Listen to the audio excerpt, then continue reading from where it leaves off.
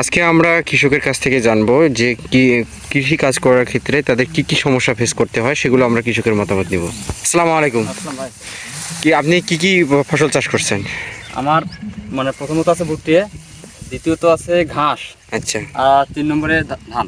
ধান। তো কৃষি কাজের মধ্যে আপনি বর্তমান সময়ে কি সমস্যা ফেস করতেছেন?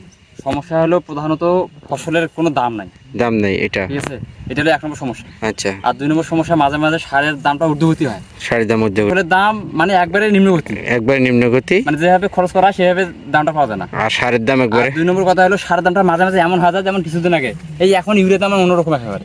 আগে কিনলাম আমরা 1250-1300 টাকা বস্তা, এখন সেই ইউরিয়া আছে 1500 টাকা বস্তা। মানে সারের দাম বৃদ্ধি, অন্যরকম একটা সারের দাম। আসসালামু আলাইকুম। ওয়ালাইকুম আসসালাম। আচ্ছা, আপনি চাষাবাদ করেন কতদিন থেকে? চাষাবাদ করি প্রায় 10 বছর থেকে। 10 বছর থেকে। আপনি এবার কি চাষ করছেন? কলা, করলা, সরিষা, এই যে শশা আছে, আবার এই যে মরিচ আছে। আচ্ছা, এত কিছু চাষ করছেন, এই চাষের মধ্যে বর্তমান সময়ে আপনি কি কৃষিতে কি সমস্যাগুলো ফেস করতেছেন? প্রধান সমস্যাগুলো বলবেন, এখন 3টা কথা। সারের, বিভিন্ন মানে কীটনাশক ঔষধের আর আচ্ছা। তেলের সমস্যা। এই তিনটা। সার, কীটনাশক আর তেল। আর তেল। আমরা হলো 30-40 বছর থেকে কৃষি কাজ করি। 30-40 বছর। আপনার এই কত শতক জমি এবার চাষ করছেন, বা কত? 10 জনের মতন জমি আবাদ করি। 10 জনের মতো। হ্যাঁ, আপনি যে 10 জনের জমি কি চাষ করছেন? আখালি আছে, বাইগন আছে, কলা আছে, ঘাস আছে। আকালি, মরিচ, বেগুন, কলা, ঘাস। হ্যাঁ, তো আপনি এতগুলো কৃষিতে চাষ করছেন, আপনার বর্তমান সময়ে কৃষি কি সমস্যাটা প্রধান মনে হচ্ছে? সমস্যা তো এই সারের, সার ওষুধের দাম বেশি। দ্বিতীয়ত হচ্ছে ফসলের দাম নাই। হ্যাঁ, ফসলের দাম বেশি। এই দুটো সমস্যা আপনার কাছে মনে হলো? হ্যাঁ, চাষাবাদ করি প্রায় 15-16 বছর থেকে। কাঁচামাল বেচে যে মানুষকে দেবো, সে দেওয়ার পয়সা করে মহা হইতেছে না, ফসলের দাম নাই। ফসলের দাম নাই। আরেকটা সমস্যা কি? আর একটা সমস্যা, সারের দাম বেশি, সারের দাম বেশি। সার পাইনি। এই যে শসা, বেগুন, মরিচ, কলা, ঘাস, শাকসবজি। তো এত কিছু চাষের মধ্যে আপনি বর্তমান যুগে এসে কৃষিতে কি সমস্যা পাচ্ছেন? সমস্যা সবচেয়ে কীটনাশকের দাম বেশি। কীটনাশক, সারের দাম বেশি, সারের দাম বেশি, সার পাওয়া যায় না। দ্বিতীয়তে মানুষের দাম বেশি, মাল দ্বিতীয়তে বাজার ধরে গেলে মাল নেয় না। আসসালামু আলাইকুম। ওয়ালাইকুম আসসালাম। আপনি কতদিন থেকে চাষাবাদ করেন? প্রায় 40 বছর করি। 40 বছর থেকে। তো এবার কি চাষ করছেন? মরিচ আছে, শশা আছে, পেঁপে আছে। মরিচ, শসা, পেঁপে। তো আপনি এই যে চাষাবাদ করেন, বর্তমান যুগে এসে চাষাবাদে কি সমস্যা দেখা দিচ্ছে, প্রধান সমস্যাগুলো? সমস্যা বাবা আমার 1 নম্বরে সার, 1 নম্বরে সার, 2 নম্বরে ওষুধ। সার বা কীটনাশক। হ্যাঁ, আর কোনো মালের রেট পাইতেছি না ঠিক মতো, এই সমস্যা, আর বাজার দর একদমই কম। ওইটাই। এবার আমি পটল, পেঁয়াজ, শসা, আবার কলা আছে। পটল, পেঁয়াজ, শসা, কলা চাষ করছেন। আপনি কৃষি কাজ করতেছেন, বর্তমান যুগে এসে আপনি কি সমস্যা ফেস করতেছেন? সমস্যা সার ঠিক মতন পাওয়া যাচ্ছে না, সারের সমস্যা। আরেকটা, তারপরে ওই যে যদি ফসল উঠে আসলো, জিনিসের দাম নাই।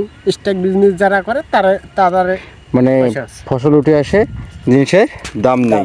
সারের সমস্যা, সার দেখো যদি ডিলারও দেয়, ডিলার যে রেটে দেয় সেই রেটে তো গ্রিপ খুব কম পায়। দেখো এই যে জায়গায় যখন কাছে কাগজ ধরে এসো, পর্চা ধরে এসো, মানে সার আনতে গেলে কাগজ চাচ্ছে, কিসের কাগজ?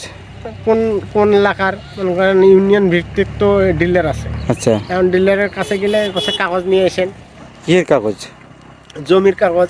জমি না হলে আমরা কোনটা সার দেবে, মানে জমির কাগজ থেকে সার দিতে হচ্ছে? হ্যাঁ, আচ্ছা। এই ধরনের কথা বলে। আবার বিএস যদি জিজ্ঞেস করেন, বিএস কয় বলে জমি দেখবো তারপর সার। মানে জমি দেখে দেখে সার দিচ্ছে? জি, এই ধরনের কথা বলছে। এখন আসে নাই, কিন্তু আমি জিজ্ঞেস করছি, আমাকে ওইটা বলছে। আপনি সার আনতে গেছিলেন, আপনাকে এই সমস্যাগুলো বলছে? হ্যাঁ, তখন আমি ফোন করছিলাম, মেলা টেকনিকভাবে ওইটা সার বিক্রি করে। যখন যা কওয়ার জন্য আমার কাগজপাতি সব গেলে আছে, ওটা কওয়া বেকার। এই তো এই আলু আবাদ করছি, আলু তো নেওয়া না, মালের দাম নাই, মালের দাম নাই। 1 নম্বর গেল। আর 2 নম্বর? 2 নম্বর মনে করো সার আনবে জেমেন, সার মনে করো ফের ওরে এই দোকানি করে দাম কম, দাম বেশি। আচ্ছা দোকানি কছে ডিলারে করে যাও, ওটা কমত পেমেন্ট। ওটা কছে তোমরা ঢ্যাপ নাও, আর ফসফেট নাই, ইউরিয়া আছে।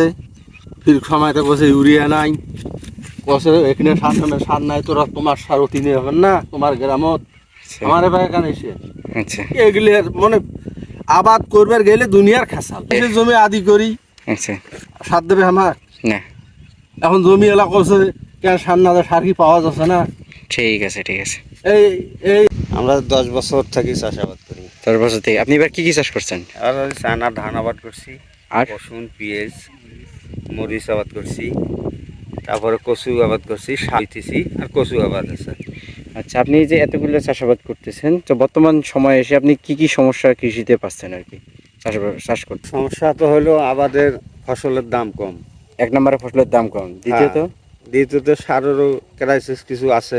সারের কি কি ক্রাইসিস পাচ্ছেন আপনি সার আনতে গেলে? সার আনতে গেলে মনে করেন যে দোকানে সার সব কিছু সার পাওয়া যায় না। সব ডিলারের মাধ্যমে সার নিবে গেলে 2 বস্তা দেয়, কাগজপত্র লাগে, আচ্ছা এরকম আর কি, ছাড়া জমির সার দিতে চায় না।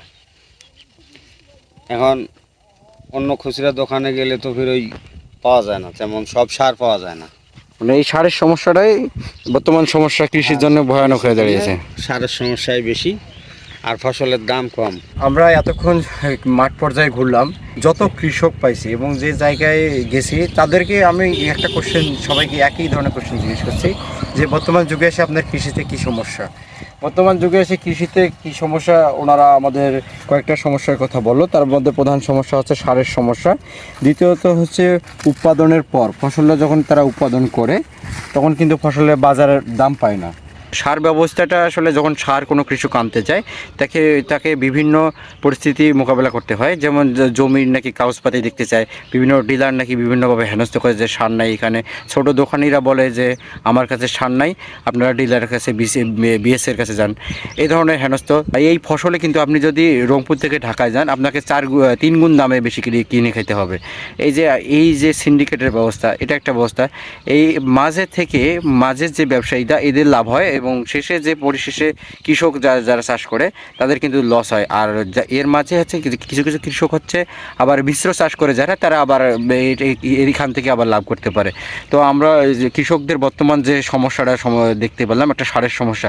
যারা এই ভিডিওটা দেখলেন তারা আসলে আপনাদের এলাকায় কি একই ধরনের সমস্যা কিনা সেটা আমাদের কমেন্ট করে জানাবেন। আর যদি এই ধরনের সমস্যা আপনাদের হয়ে থাকে তাহলে আপনারা ভিডিওটা বেশি বেশি করে শেয়ার করবেন। সারের সমস্যাটা বর্তমান কিন্তু আমাদের রংপুর জেলায় কিন্তু কৃষকদের মাঝে একটা একটা ভয়ঙ্কর রূপ ধারণ করতেছে, দিন যাচ্ছে সারের সমস্যাটা বেশি দেখা দিচ্ছে। যাদের যে এলাকায় সারের সমস্যা কৃষকদের, তারা এই ভিডিওটি শেয়ার করবেন, কারণ সারের সমস্যাটা যত দিন যাবে বৃদ্ধি পেলে কৃষকদের চাষাবাদ কমে যাবে এবং ফসলের, আর এতে হবে কি উর্ধ্বমুখী দাম বাড়বে, ফসল চাষ থেকে কৃষকরা মুখ ফিরিয়ে নেবে। কৃষকরা মুখ ফিরিয়ে নিলে কিন্তু আমাদের খাদ্য সমস্যার সংকটে পড়বে। আমরা যতই কিছু বলি না কারণ দিন শেষে আমাদের খেতেই হয়, মাঠের জন্য কৃষককে মাঠে যাইতেই হবে। অতএব কৃষক যদি টাকা না পায় মাঠে, কিন্তু তারা আসলে মাঠ থেকে মুখ ফিরিয়ে নেবে। মাঠ থেকে মুখ ফিরিয়ে নিলে আমাদের জন্য বিপদ। সো গাইজ, যারা আমাদের ভিডিওটি বেশি বেশি করে শেয়ার করবেন এবং সবার কাছে পৌঁছে দেবেন। ভালো থাকবেন সবাই, আসসালামু আলাইকুম।